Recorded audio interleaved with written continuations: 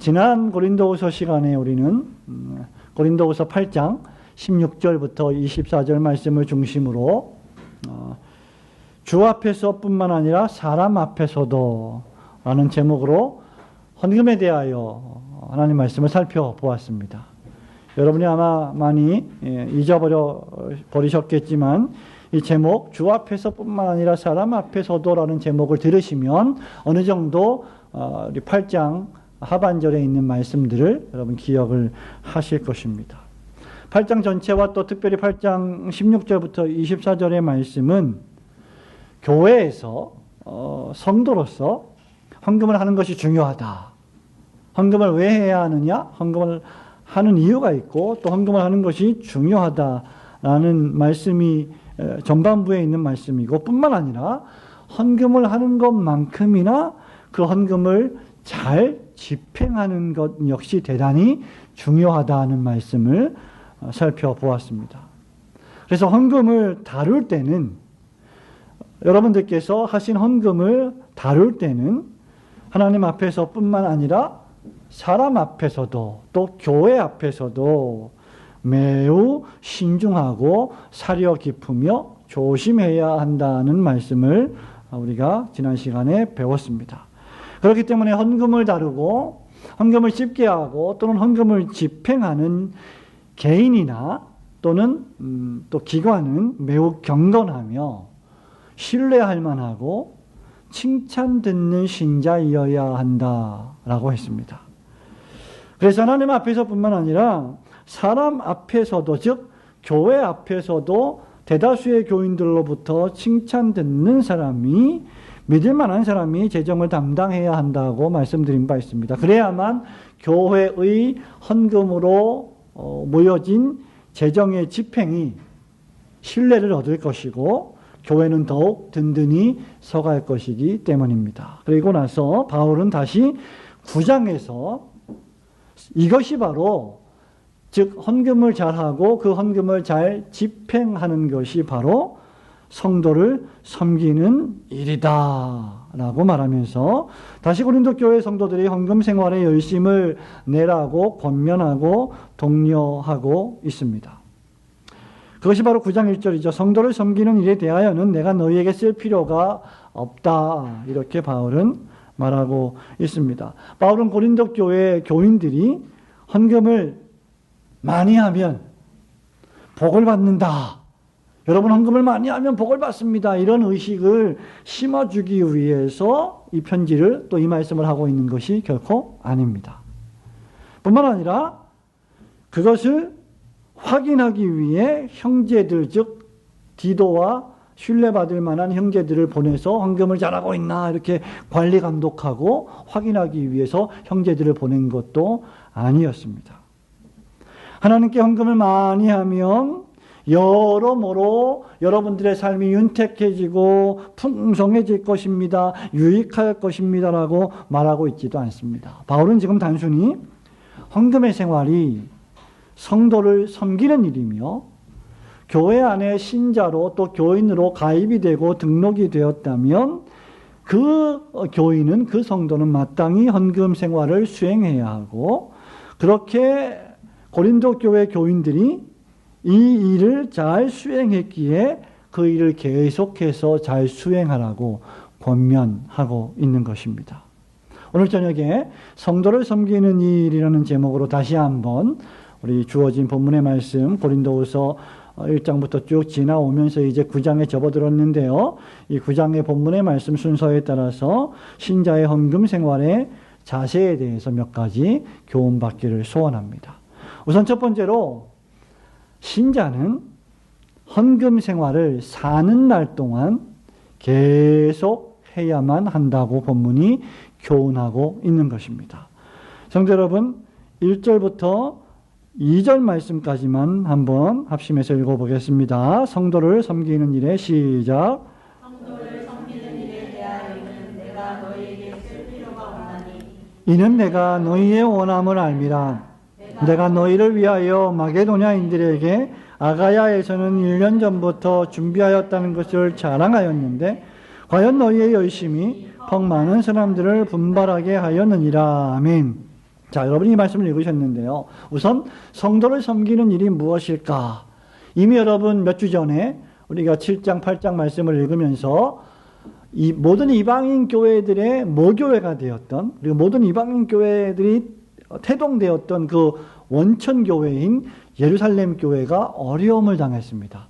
소위 흉년이 들어서 기근이 발생했고, 많은 사람들이 직장을 잃고, 많은 사람들이 먹고 사는 일에 대단한 곤란함을 당하게 되었죠. 그래서 그 소식을 들은 다른 여러 이방인 지역에 있는 교회들이 모금을 해서 그 헌금으로 예루살렘 교회를 도왔던 일을 여러분 기억하실 것입니다. 그래서 여러분, 성도를 섬기는 일이란 우리 교회의 어려운 다른 성도들을 섬기는 일도 포함되고, 뿐만 아니라 우리 교회가 아니더라도 우리 교회가 아닌 다른 교회가 어려운 일을 만났을 때, 특별히 재정적으로 대단히 곤란한 상황을 만났을 때 그 곤란한 상황을 위하여 도와주기 위한 헌금 생활이 바로 성도를 섬기는 일이다라고 할 수가 있을 것입니다. 그렇기 때문에 여기 성도를 섬기는 일은 어떤 의미에서 개인적인 일이 아닌 공적인 일입니다. 여러분들이 개인적으로 다른 어려운 친구들 또는 다른 어려운 성도들, 다른 어려운 사람들이나 가정들을 개인적으로 도와줄 수 있습니다. 구제할 수 있습니다. 물론 그 일도 우리에게 필요한 일이고, 우리 성도들 가운데는 또 어려운 일을 당한 사람들에게 알게 모르게 이렇게 헌금을 통해서 봉사하고 또 섬기는 분들도 계십니다. 그러나 그런 일도 필요한데, 특별히 이 일은 공동체적인 일이며 온 교회가 함께 마음을 모아서 해야 할 교회적인 일이라고 할 수 있습니다. 그런데 이 공동체적인 일이며 교회적인 일로서의 예루살렘 교회를 섬기고 봉사하는 이 일, 예루살렘 교회를 돕는 이 일을 고린도 교회 교인들이 제일 먼저 시작했었고, 1년 전에, 그리고 대단히 그 일을 잘 했다는 것이 여기 증명이 되어 있죠. 왜냐하면 2절에 보니까 마게도냐인들이 또 아가야에서 1년 전부터 이 헌금을 시작을 했고, 이 헌금에 동참을 했는데 그 원인이 무엇 때문이었느냐? 고린도 교회 교인들이 예루살렘 교회를 위해서 열심히 헌금했던 모습을 보았기 때문이다 라는 것이었습니다. 그래서 심지어 마게도냐 교회 교인들은 부자가 아니었는데도, 가난한 사람들이었는데도 어떻게 헌금했다 그랬죠? 힘에 지나도록 헌금을 했다. 이렇게 아가야 교인들과 마게도냐 교회 교인들이 헌금을 했던 것입니다. 그러니까 이 일은 어떤 일이냐? 먼저 고린도 교회가 시작해서 다른 이방인 교회들이 그것을 보고 정말 아주 아름다운 일이구나, 우리도 시작해야 되겠다 해서 시작을 했던 일이죠. 즉 고린도 교회는 헌금 생활에 있어서 모범을 보였던 아주 멋진 교회였습니다. 그런데 바울이 뭐라고 말합니까? 2절에서 3절에서 그런데 이 형제들을 보낸 것은 이 일에 너희를 위한 우리의 자랑이 헛되지 않고 내가 말한 것 같이 준비하게 하려 함이라. 혹시 나와 함께 가서 너희가 준비하지 아니한 것을 마게도냐인들이 보면 너희는 고사하고 우리가 이미 있던 것에 부끄러움을 당할까 두려워하노라. 이렇게 쓰고 있죠. 왜 그렇습니까? 고린도 교회 교인들이 헌금 생활을 무슨 이유였든지 간에 지금 중단했다는 것입니다. 그래서 다시 멈추어진 그 일, 어떤 이유인지 모르겠습니다만은 그것이 무슨 힘든 일이 있었는지 아니면 어떤 다른 원인인지 모르겠지만 다른 교회를 봉사하고 섬기는 일을 멈추었는데 그 멈춘 일을 다시 시작해야 합니다라고 권면하기 위해서 지금 이 편지를 쓰고 있는 것입니다. 여러분들은 이미 마게도냐 교인들의 헌금 생활이 어떠했는지를 잘 알고 계십니다. 그들이 부자였기 때문에, 그들이 돈이 많았기 때문에 헌금한 것이 아니라 도리어 부자가 아니었음에도, 부족했음에도 극심한 가난 속에서도 그들은 헌금 생활을 했습니다. 그래서 여러분 보세요. 고린도 교회 교인들이 마게도냐 교회 교인들의 모범이 되었습니다. 먼저 신앙생활을 잘했고 헌금 생활을 잘했어요. 그래서 마게도냐 교인들이 그것을 보고 헌금을 했습니다. 그런데 고린도 교회 교인들이 열심히 사라지고, 뜨거움이 사라지고, 열정이 사라지고 헌금 생활을 안 하기 시작합니다. 그런데 이 마게도냐 교인들이 잘하고 있는 이 모범적인 헌금 생활, 신앙 생활을 다시 고린도 교인들이 보고 모범을 삼으라고 지금 바울이 말하고 있는 것이죠. 2절에 보니까 이들이 이렇게 헌금 생활을 잘했던 것은 바로 너희들 때문이 아니었느냐. 너희들 때문에 마게도냐 교인들과 아가야 교인들이 그렇게 분발하지 아니했느냐. 그러니 그 분발을, 그 열정을 다시 일으켜 마음에 뜨거움을 가지고 봉사해야 한다라고 말하고 있는 것이죠. 이것은 헌금 생활의 선순환을 가리킵니다. 우리는 헌금 생활을 다 잘해야 하지만 특별히 어떤 교우가, 어떤 성도가, 어떤 다른 성도가 헌금 생활을 잘한다면 그 헌금 생활을 잘하는 성도를 보고 나도 저렇게 헌금 생활을 잘해야 되겠다라고 하는 생각을 가지게 될 수 있다는 것이죠. 사랑하는 성도 여러분, 이 말씀이 우리에게 주는 교훈이 무엇입니까? 헌금 생활은 일종의 제가 판단해 볼 때 마라톤과 같습니다. 헌금 생활은 단거리 달리기가 아닙니다. 헌금 생활은 100m 힘에 온 힘을 다해서 막 달려가다가 100m 달리고 다 안 와서 끝! 이렇게 끝나는 그런 종류의 생활이 아니라는 것이죠. 헌금 생활은 하나님께 우리가 돌아가기 전까지 전생애적으로 항상 계속되어야 할 신자의 의무 가운데 하나입니다. 그리고 3절 말씀에 보면 헌금 생활은 사도 바울의 가르침에 대한 열매요 표지라고 할 수 있습니다. 사도 바울은 고린도 교회 교인들의 준비 없음을 통하여 자기 자신이 부끄러움을 또는 고린도 교회 교인들이 신앙생활에 있어서 부끄러움을 당하지 않기를 소망했습니다. 그래서 바울은 뭐라고 말합니까? 5절 말씀에 너희가 전에 약속한 연보를 미리 준비하게 하도록 권면하는 것이 필요한 줄 생각하였다. 이렇게 준비해야 연보가 참 연보답고 억지가 아니다. 그러니까 1년 전에 고린도 교회 교인들은요, 예루살렘 교회 교인들을 위해서 무언가 어느 정도의 금액을 작정하고 약속했었던 것으로 보입니다. 그런데 그것을 이행하지 않고 그냥 잊어버리고 있었던 것이죠. 이런 상황 속에서 바울은 하나님과 사람 앞에서 약속한 것을 지켜야 합니다라고 말씀하고 있는 것입니다. 이 말씀을 볼 때 우리는 일단 헌금 생활이 계획적이어야 하며 준비해야 하며 동시에 꾸준해야 함을 교훈받게 됩니다. 사랑하는 성도 여러분, 우리가 신자로 사는 날 동안 하나님은 우리에게 교회를 주셨고 교회의 교인으로 살아가는 동안 헌금 생활은 하나님께서 우리에게 베푸신 수많은 은혜의 종목들에 대한 감사의 표현이요, 은혜의 모든 내용들에 대한 기쁨의 표현입니다. 그렇기 때문에 사는 날 동안 우리는 이러한 성도를 섬기는 생활, 교회를 섬기는 생활은 계속되어야 합니다. 특별히 그 성도를 섬기는 일, 교회를 섬기는 일은 무엇으로 계속되어야 하느냐? 그 중에 하나가 바로 헌금 생활입니다. 예배 생활, 기도 생활, 봉사 생활, 여러 가지 생활을 할 수 있지만 그 중에 하나 헌금 생활을 통하여 우리는 다른 성도를 섬기고 전체 교회를 섬기게 되는 것이죠. 그래서 교회를 봉사하는 일은 신자의 가장 중대한 의무와 책임 가운데 하나입니다. 성도의 정성 어린 헌금을 통해서 교회가 유지되고 성도들이 평안을 누리며 성도들이 아주 평화롭게 예배드리고 서로 식사하며 교제하며 기쁨과 즐거움을 누리며 다른 교회들까지 힘을 얻게 되기 때문입니다.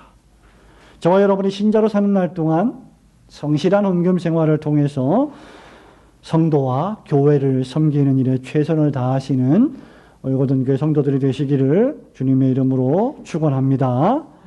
두 번째는요, 성도를 섬기는 일은 즉 헌금 생활은 자원해서 즐겁게 수행해야 할 일입니다. 자, 우리 본문 말씀 6절, 7절 말씀까지만 같이 읽어볼까요? 이것이 시작. 이것이 곧 적게 쉬는 자는 적게 거두고 많이 쉬는 자는 많이 거둔다 하는 말이로다.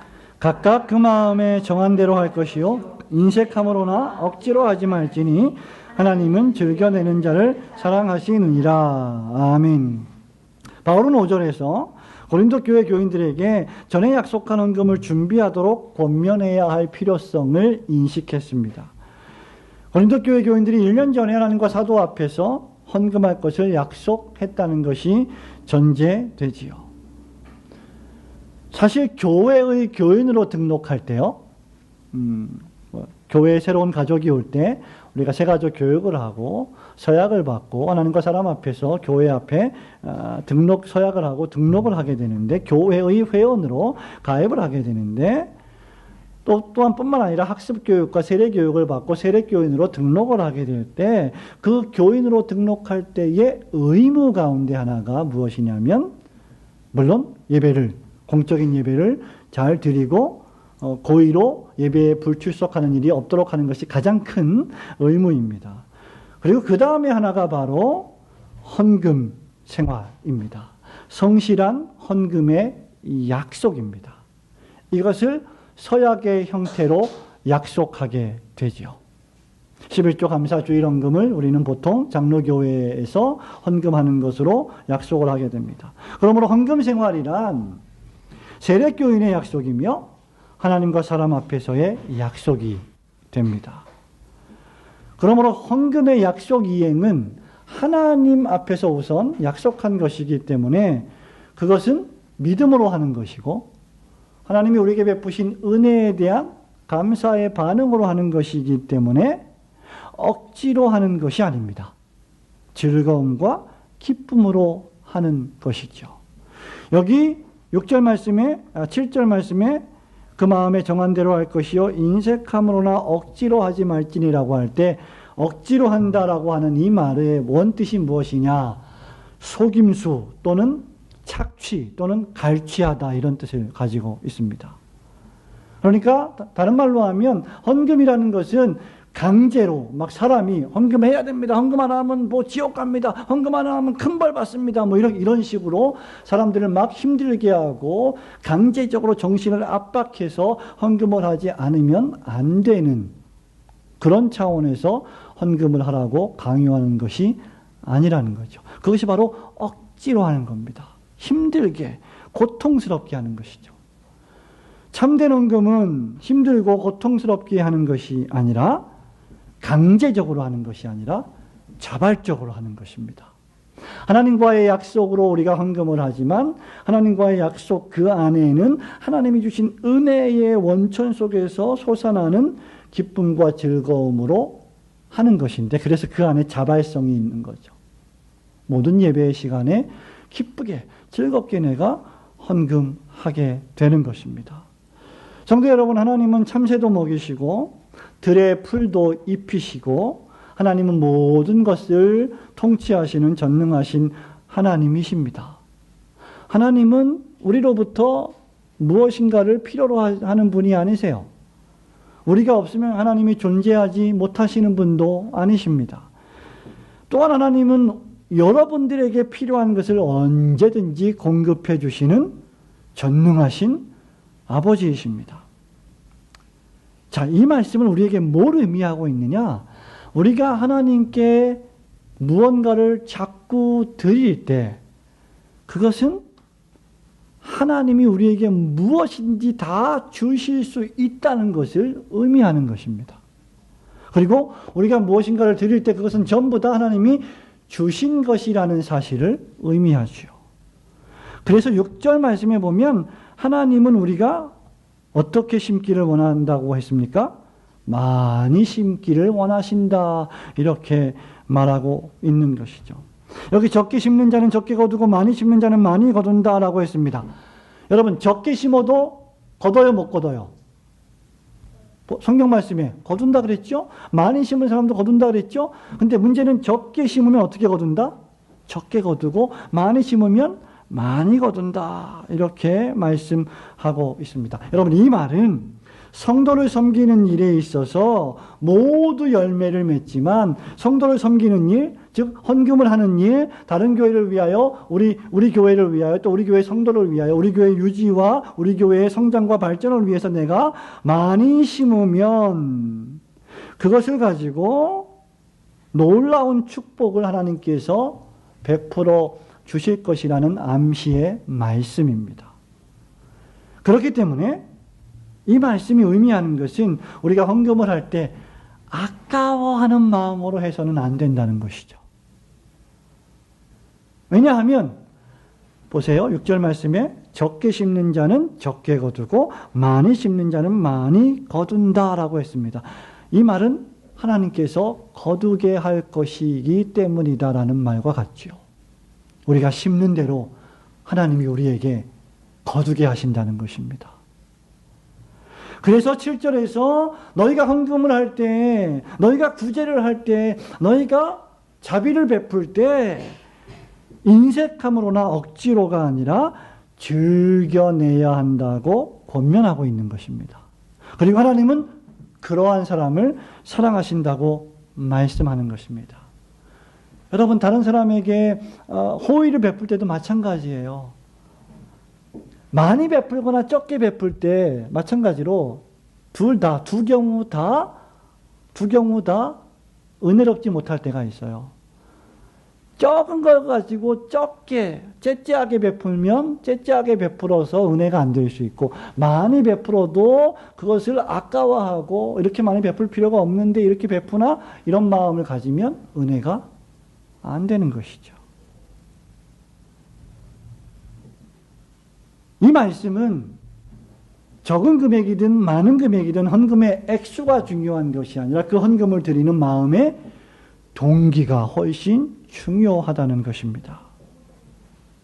여기 인색함으로나 억지로 하지 말라는 말은 그래서 헌금을 그저 아까워하지 말라는 말이 아니라 하나님께서 우리에게 나에게 베풀어 주신 그 일에 대하여 진실로 감사하는 마음을 가지고 헌금을 하라는 것입니다.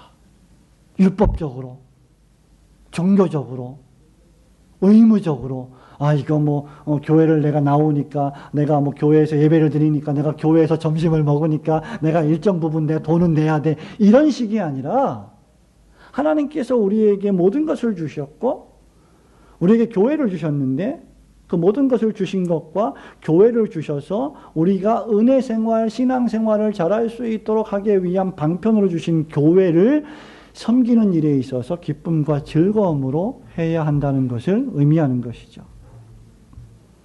그래서 많은 금액을 하든 적은 금액을 하든 액수의 차이가 문제가 아니라 감사와 즐거움의 태도가 훨씬 중요하다는 것입니다. 그리고 우리의 자녀들에게도 헌금을 가르칠 때에 이런 헌금 생활을 가르쳐야 합니다. 그래서 할 수만 있으면 더욱 인색하지 않고 풍성하게, 더욱 많이 하나님께 드릴 수 있는 마음, 넉넉한 마음, 여유로운 마음을 가르쳐야 되는 것입니다. 많이 헌금하고도 아까워할 수 있고 즐겁지 않을 수 있어요. 어떤 성도는 수많은 헌금을 하고 속상해하는 사람들도 가끔 있습니다. 얼마나 불쌍하고 얼마나 불쾌한 일이겠어요. 하나님이 보실 때. 그것이 바로 인색한 것이고 그것이 바로 억지로 하는 헌금이에요.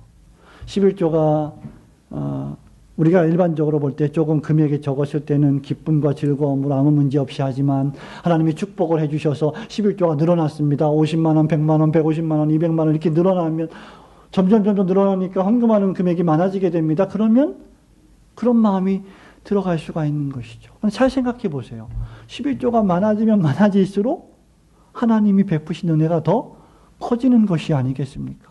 근데 그것을 아까워한다면 그것이 바로 인색함으로 억지로 하는 헌금이 되는 것이죠. 성도 여러분, 왜 우리가 즐겁게 자원해서 헌금을 해야 할까요? 하나님께서 여러분에게 상상할 수 없을 정도로 놀랍고 크신 은혜를 베푸시고 행하셨기 때문입니다. 우리는 이런 생각을 하는 경향이 있어요. 하나님이 나에게 좋은 직장을 주셨으니까 제가 감사합니다. 하나님이 나에게 이런 재물을 주셨으니까, 돈을 주셨으니까 제가 감사 헌금을 드립니다. 하나님이 뜻하지 않게 이런 좋은 사업 아이템을 주셨으니까 그것 때문에 제가 감사해서 헌금을 많이 드립니다. 하나님, 우리의 자녀들이 좋은 대학에 가고 좋은 직장에 취직했으니까 제가 이렇게 헌금을 드립니다. 귀한 마음이에요. 좋은 마음입니다. 그러면 그런 일들이 안 벌어졌다면, 그런 일들이 없었다면 헌금을 하지 않겠다는 것입니까? 아니죠. 우리가 하나님 앞에 성도로서 헌금을 해야 되는 가장 중요한 이유는 하나님께서 당신의 가장 귀한 독생자를 우리에게 선물로 주셨기 때문입니다. 하나님의 아들 예수 그리스도께서 사람의 몸을 입고 이 땅에 나의 죄를 위하여 화목제물로 십자가에 달려 돌아가셨습니다. 우리를 구원하시기 위하여 말입니다.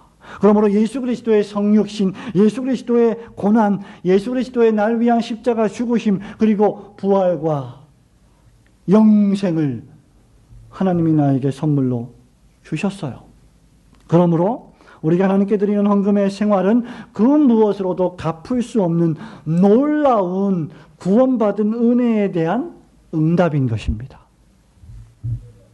하나님이 나에게 물질적인 축복을 주시지 않는다 할지라도 우리는 베푸신 은혜에 감사하는 신앙생활을 해야 하는 것이죠. 더 나아가 우리가 감사함으로 즐겁게 주께 드리면 8절 말씀에 보니까 하나님께서 뭘 주신다고요? 우리에게?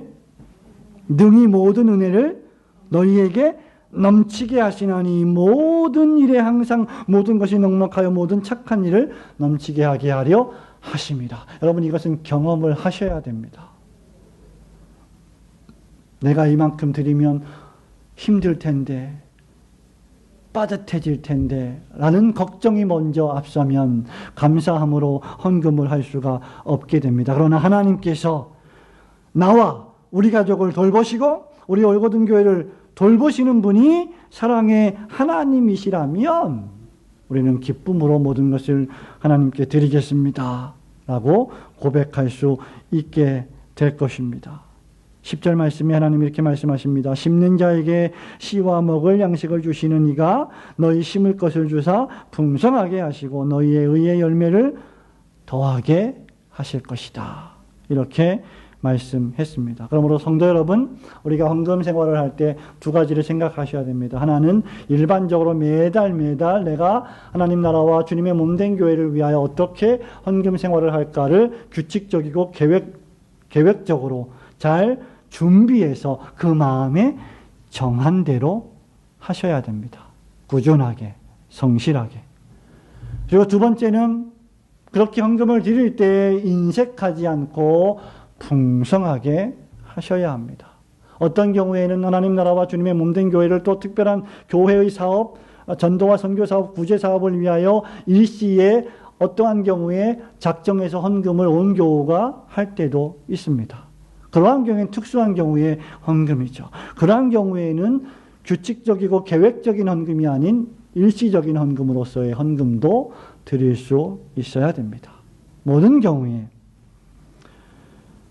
자원해서 즐겁게 하나님께 헌금을 드리는 성도들이 되시기를 주님의 이름으로 축원합니다. 성도를 섬기는 일, 마지막 세 번째는, 그래서 이 성도를 섬기는 일은 어떤 일이냐면 하나님께 감사와 영광을 돌리는 봉사의 직무를 수행하는 일이 됩니다. 무슨 말이냐? 헌금을 드리는 일 자체가 나에게 주신 직분을 가지고 봉사하는 일이 된다는 것이죠. 자, 11절, 12절 말씀 함께 읽겠습니다. 너희가 시작. 너희가 모든 일에 넉넉하여 너그럽게 연구를 하는 그들이 우리로 말미암아 하나님께 감사하게 하는 것이라. 이 봉사의 직무가 성도들의 부족한 것을 보충할 뿐 아니라 사람들이 하나님께 드리는 많은 감사로 말미암아 넘쳤느니라. 아멘. 성도 여러분, 하나님께서는 여러분 각자에게 성도 섬기는 일을 맡기셨습니다. 성도를 섬기는 일은 제일 처음에 제가 말씀드렸다시피 교회를 섬기는 일이라고 했습니다. 우리 교회뿐만 아니라 다른 교회도 섬기는 일이다라고 했습니다. 이 일을 위해서 하나님은 우리에게 가정을 주셨고 교회를 주셨고 직분을 주셨습니다.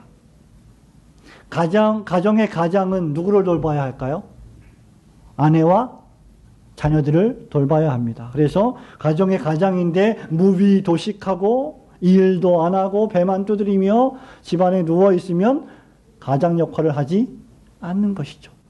열심히 일해야 돼요. 남자들은 열심히 일해야 돼요. 뿐만 아니라 우리 어머니들은 어떻게 하십니까? 집에서 자녀들을 잘 돌보아야 합니다. 여러분, 한 가정이 구성돼서 그 가정이 유지되기 위해서도 뭐가 필요합니까? 열심히 일하고 돌보는, 섬기는 일들이 필요합니다. 하나님은 우리에게 뭘 주셨습니까? 가정을 주셨어요. 여러분에게 뭘 주셨어요? 직장을 주셨어요. 우리 청년들에게 뭘 주셨어요? 아르바이트 할 곳을 주셨어요. 그리고 대학에서 공부할 장소를 주셨어요. 우리 성도들에게 사업장을 주셨어요. 그리고 우리가 열심히 일할 수 있는 건강도 우리에게 허락해 주셨어요. 하나님은 우리에게 모든 것을 주셨어요. 여러분, 이 모든 것이 하나님의 은혜입니다. 하나님이 우리에게 이 모든 것을 베푸신 이유는 무엇일까? 그저 우리가 이 모든 것을 개인적 욕심만을 위해서 저장하거나 쾌락을 위하여서 탕진하라고 주신 것이 아닙니다. 열심히 벌어서 내 육체의 쾌락을 위하여, 만족을 위하여 부어라 먹어라 마셔라 하고 다 먹고 마시고 탕진하기 위해서 주신 게 아니죠. 특별히 신자들은 다가오는 하나님의 나라를 준비하기 위하여 가정과 교회를 주셨습니다. 그래서 이 신자들은 이 모든 선물들을 성도를 섬기는 일에 사용함으로 하나님께 감사와 영광을 돌리라고 주신 것입니다. 고린도 교회 성도들이요, 열심히 헌금을 했습니다. 모금을 했습니다. 그리고 마게도냐 교인들은 가난했음에도 불구하고 가난한 금액 중에서도 조금씩 모아서 힘에 지나도록 헌금을 했어요. 아가야에 있는 교회들도 그렇게 했습니다. 그래서 어떤 일이 벌어졌습니까? 예루살렘 교회 교인들이 굶어 죽게 생겼는데 이 교회들의 헌금과 사랑의 선물로 말미암아 그 교회 성도들이 힘을 얻었습니다. 먹고 살게 되었습니다. 살아갈 용기가 생겼습니다. 이 일을 통해서 예루살렘 교회가 하나님께 감사와 찬송과 영광을 돌렸습니다. 결국 성도를 섬기는 일은 우리 교회를 통하여 예루살렘 교회가 하나님께 감사를 드리고 하나님께 영광을 돌리는 놀라운 일로 발전하게 된 것이죠. 더 노골적으로 말하면 고린도 교회 교인들이 드리는 헌금 때문에 하나님이 영광을 받으셨다는 말입니다. 그리고 그것이 봉사의 직무가 된다는 것입니다. 헌금을 통하여 성도를 섬기는 일, 헌금 생활이 하나님께 감사와 영광을 돌리는 생활이 된다는 것입니다. 사랑하는 성도 여러분, 여러분들은 오늘도 예배를 드릴 때 일정 금액의 물질을 헌금으로 드리셨을 것입니다. 여러분들이 드린 모든 정성 어린 헌금은 이 교회의 유지를 위하여 사용됩니다. 성도들이 함께 모여 예배드릴 공간의 유지를 위하여 사용됩니다. 하나님께서 이 교회라고 하는 기관 속에서 하나님의 말씀을 전하고 성도들을 교육하고 훈육하며 은혜로 돌보라고 맡겨주신 목회자의 생업을 책임져서 목회자가 설교와 교육과 성도의 목양에 전념할 수 있도록 돕습니다. 국내의 전도와 해외의 선교를 위하여 여러분의 헌금이 사용됩니다. 그래서 선교지에 있는 선교사님들이 여러분들이 보내드리는 그 선교헌금을 가지고 기쁨과 즐거움으로 눈물을 흘리며 감사합니다. 그리고 이웃을 위하여 구제와 자선으로 사용됩니다. 그러므로 헌금은 교회가 재산을 축적하고 재산을 늘리기 위한 목적이 아니라 그 재산을 흘려보내는 목적으로 사용됩니다. 그러므로 인색한 헌금 또는 인색한 그리스도인이라는 말은 적어도 교회의 사전에는 없어져야 합니다.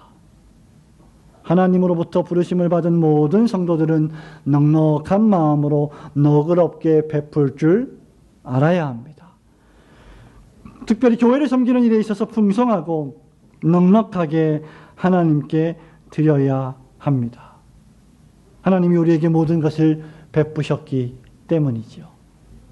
우리는 하나님이 베푸신 모든 것을 하나님께 다시 돌려드리는 것 뿐입니다.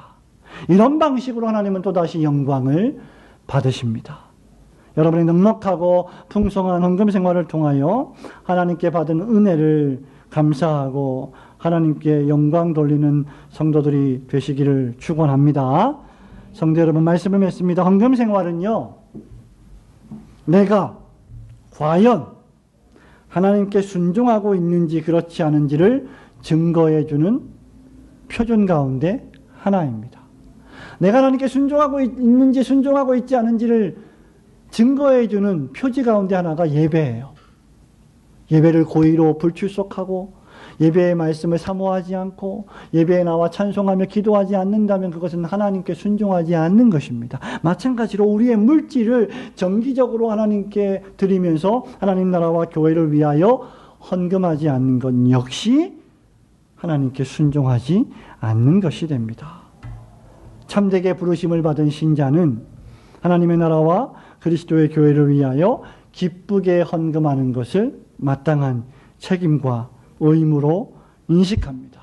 그리고 더 나아가서 신자는 그것을 기쁨과 즐거움으로 여깁니다. 왜냐하면 하나님께서 그렇게 헌금할 수 있는 모든 은혜의 원천이시기 때문입니다. 여러분이 매달 받는 모든 수입의 원천이 사실은 전능하신 하나님 아버지의 보살핌 때문에 가능해진 것입니다. 그래서 바울은요, 15절 보세요. 뭐라고 말하고 있습니까? 내가 말할 수 없는 그의 은사로 말미암아 하나님께 감사합니다. 하나님, 저에게 너무나 많은 은사를 주셨군요. 제가 너무 감사합니다. 그걸 바울이 알고 있었기 때문에 성도들에게도 그렇게 권면할 수 있었던 거예요. 하나님께서는 죄인 괴수와 같은 여러분과 저의 죄를 용서하시고 구원하시고 모든 은혜를 베푸셨습니다. 그렇다면 우리는 하나님에게서 얼마나 많은 것들을 받았는지 그 받은 복을 세어 보아야 할 지혜가 필요합니다. 너무나 우리는 쉽게 잊고 살지요. 하나님께서 베푸신 그 많은 복들과 그 많은 사랑과 우리가 범죄함에도 불구하고 우리가 불평하고 불신함에도 불구하고 그렇게 많이 관용해 주시고 참아 주시고 인내해 주신 그 하나님을 생각하면서 과연 나는 얼마나 관대하게 베풀고 얼마나 관대하게 나누고 있는지를 한번 돌아보아야 합니다. 그리고 그것은 성도를 섬기는 일, 교회를 섬기는 일, 받은 직분과 직무에 충성하는 일로 나타납니다. 하나님께 헌금을 드리면서 하나님이 내게 베푸신 사랑과 은혜를 깊이 감사하고 그 하나님께 영광 돌리시는 성도들이 되시기를 주님의 이름으로 축원합니다. 아멘.